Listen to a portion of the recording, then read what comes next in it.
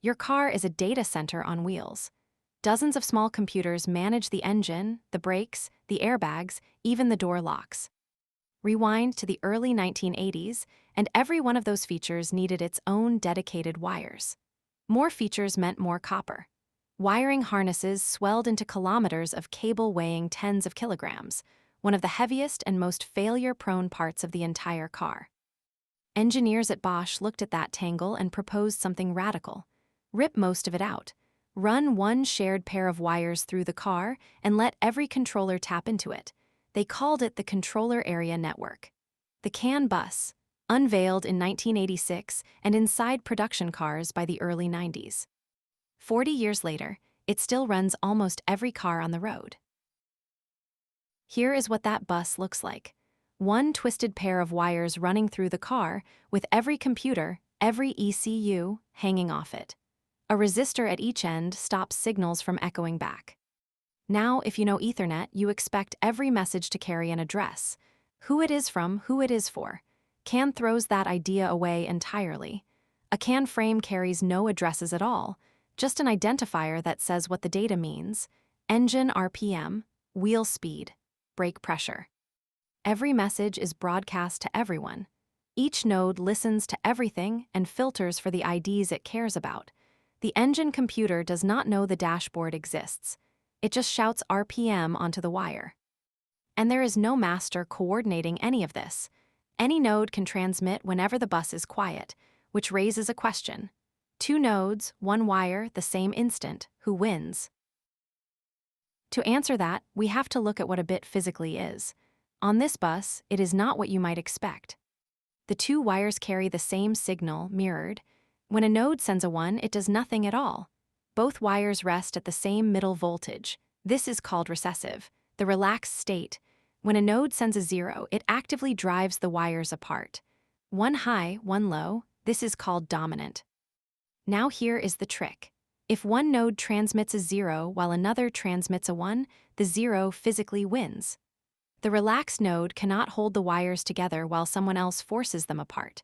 The bus reads dominant. In other words, the wire itself computes a logical AND of every transmitter on it. Hold on to that one fact. 0 beats 1, dominant beats recessive. Everything CAN does, arbitration, acknowledgement, error signaling, is built on this tiny electrical tug-of-war. So, two nodes start transmitting at the exact same moment. Say the brake controller and the radio. Every frame begins with its identifier, sent one bit at a time, most significant bit first. And critically, each transmitter listens to the bus while it writes. Watch what happens. As long as both send the same bit, nothing is wrong. Then comes the first bit where they differ. The brake controller sends a dominant 0. The radio sends a recessive 1. The bus reads 0. The radio hears that mismatch, and it instantly knows. Someone more important is talking. It stops transmitting mid-frame and becomes a listener. The brake controller never even notices there was a fight. Not one bit was lost, not one microsecond wasted. Classic Ethernet detected collisions, backed off for a random delay, and retried. CAN resolves them in the middle of the collision itself. That is why the identifier doubles as priority. The lower the ID, the more leading zeros, the more it dominates. Let's zoom out and see the whole frame around that identifier. A start bit, the 11-bit ID we just fought over. A few control bits including the length of the payload. Then the data itself, at most 8 bytes. Then a 15-bit checksum, an acknowledgement slot, and an end marker. 8 bytes sounds absurd in the age of gigabit networks. It is deliberate. Short frames mean the bus is never blocked for long, so urgent messages get through fast. And a wheel speed or a temperature fits in 2 bytes with room to spare. The acknowledgement is my favorite part. The transmitter sends the ACK slot as a recessive 1.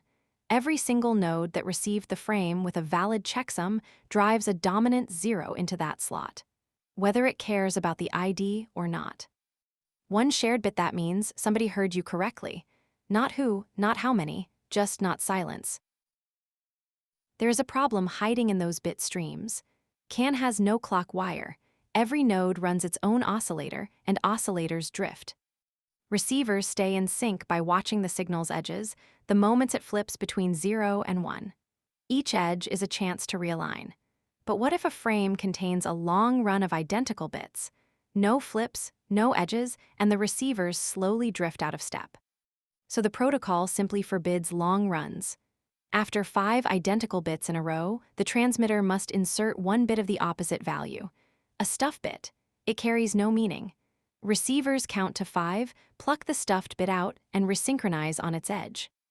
Which means that inside a valid frame, from the start bit through the checksum, 6 identical bits in a row can never appear. Remember that. It is about to become a weapon. Suppose electrical noise flips a bit mid-flight.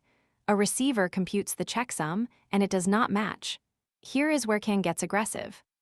That receiver does not quietly drop the frame. It immediately screams. It blasts 6 dominant zeros in a row onto the bus. A deliberate violation of the stuffing rule we just learned. Every other node sees the illegal pattern and instantly knows this frame is dead. Everyone discards it. The transmitter recues it automatically. An error anywhere becomes an error everywhere within microseconds. But wait, what stops one broken node from screaming forever and strangling the bus? Every controller keeps score on itself. Causing an error as a transmitter costs 8 points. Witnessing one as a receiver costs 1. Every clean frame earns a point back. Cross the first threshold and your node loses the right to scream. Its error flags become passive, invisible. Keep failing, and it must disconnect entirely. Bus off. Faulty nodes vote themselves off the island. No referee required. Now the ID scheme starts to look brilliant. Engineers assign identifiers by criticality. Brakes and steering get the lowest IDs. Engine data sits in the middle. Window switches and seat heaters get the leftovers. That means under heavy load, a CAN bus degrades exactly the way you would want. The window switch waits a few milliseconds. The brake message never waits behind anything for long. A real car is not one bus but several. Typically a fast powertrain bus for engine and brakes, and slower buses for lights, doors, and comfort, joined by a gateway computer that forwards selected messages between them. And classic CAN tops out at 1 megabit per second. Sounds pathetic next to gigabit Ethernet. But for 2-byte messages that absolutely must arrive within milliseconds, deterministically, every single time, it is exactly enough. The bus was never about bandwidth. It is about guarantees. Every mechanism you have seen assumes one thing, that every node on the bus is honest. There is no authentication, no encryption. An ID is a claim, not a proof. Any device on the bus can say, "I am the brake controller," and everyone believes it. In 1986, with a sealed wiring harness, that was reasonable. Then cars got cellular connections. In 2015, security researchers Charlie Miller and Chris Valasek compromised a Jeep Cherokee remotely through its internet-connected entertainment system and pivoted onto the CAN buses. From a laptop miles away, they cut the transmission on a highway with a journalist behind the wheel. Fiat Chrysler recalled 1.4 million vehicles.